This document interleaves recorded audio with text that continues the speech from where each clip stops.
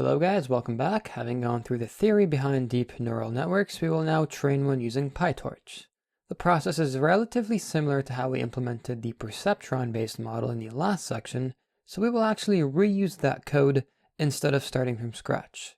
If for some reason you don't have that code anymore, it is accessible in the GitHub repository that I talked about in the introductory part of this course. And once you open it, the first thing we're going to change is use 500 data points rather than 100 to simply provide a larger distribution. And once again, we will still make use of sklearn to import our data set such that our data points will still be stored into the variable x while storing our label values into the variable y. As we will be using the dataset that I showed you earlier in the TensorFlow playground, the labels are organized in a way that the larger outer circle of data points are going to be labeled 0, and the smaller circle of data points inside the larger circle will correspond to labels of 1. That's going to be our positive region. And to plot this data set, we will make use of datasets.make circles rather than make blobs. The first and second arguments will not change. As for the third argument, the noise, this will refer to the standard deviation of the Gaussian noise added to the function. A larger noise value will cause the data points to deviate from their original shape. In the case of the two circles, a larger noise value will cause them to look more clustered and less organized. A noise value of 0 will give you two perfectly circular shapes. Therefore, we will use a value of 0.1. This lower value ensures that our data is not too convoluted at the same time, still relatively difficult to classify. And the last argument, rather than cluster std, will be the factor. This simply refers to the relative size of the smaller inner circular region in comparison to the larger outer circle. A factor value of 1 would return two circles of the same size.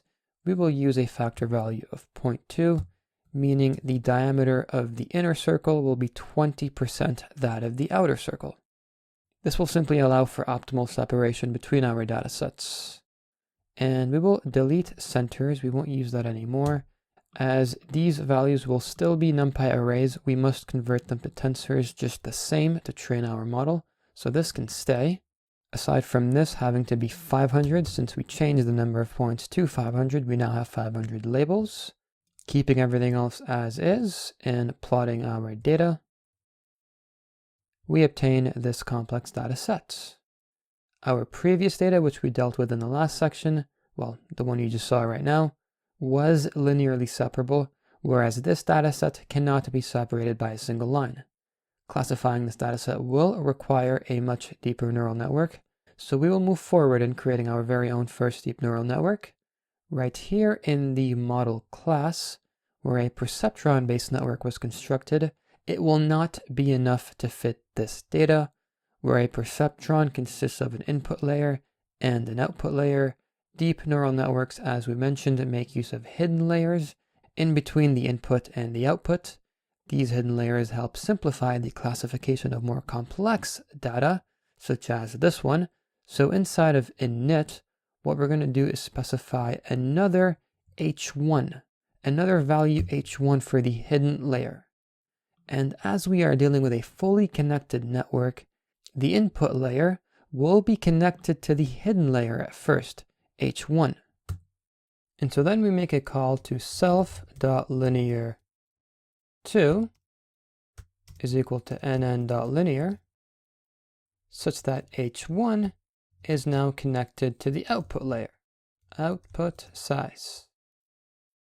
All right, and now we have to account for this extra hidden layer in our forward function, since any inputs must be passed through the entire depth of the neural network for predictions to be made. So what I'm going to do is rename this to just x for simplicity. X is going to go through the first layer, return a prediction, then that prediction will go through the next layer, torch.sigmoid self.linear2 x, and returning the final output. And we should be good to go. Now, when initializing our model, we pass in two input nodes in the input layer, And we will use a hidden layer containing 4 nodes for the circular data sets that we have.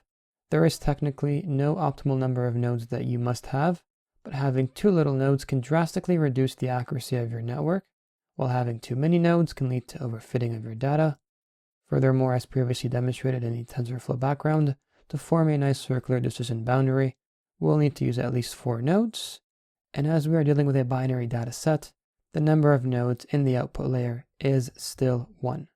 Printing the following, you can now see that we are dealing with many more weight and bias value parameters. And since we are, you would have had 3 cells in between this one and that one, which was getParams, plotFit, and a function called to plotFit. I've already deleted them in my project. Make sure to delete them as well, since we will not be using them anymore, as they are not very applicable anymore since we're not dealing with the linear model from before. And aside from that, once you have deleted those 3 cells that I'm talking about, I want to take the chance to introduce another optimizer, and that is the Atom optimizer.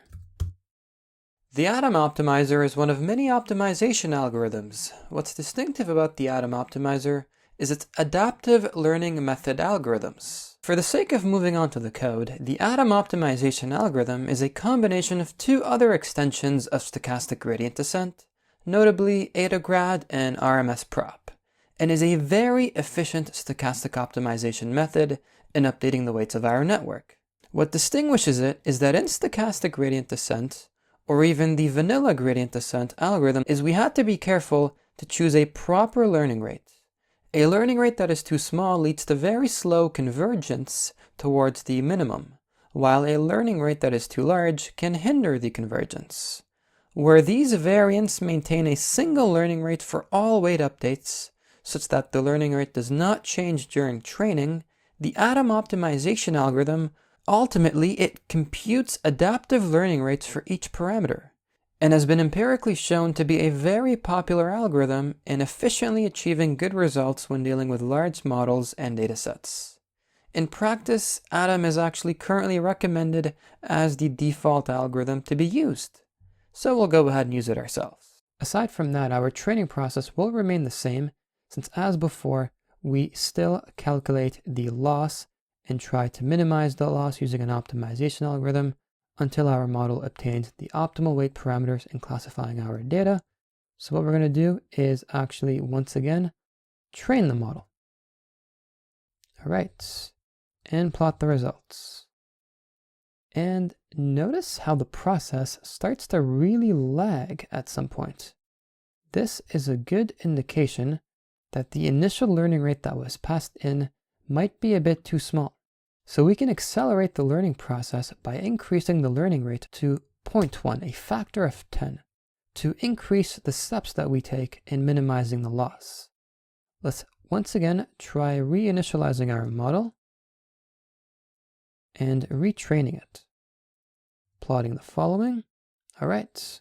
And this results in a much smoother learning process. And notice that how we did not need 1,000 epochs to train our deep neural network.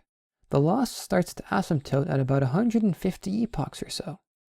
And now you've trained a deep neural network.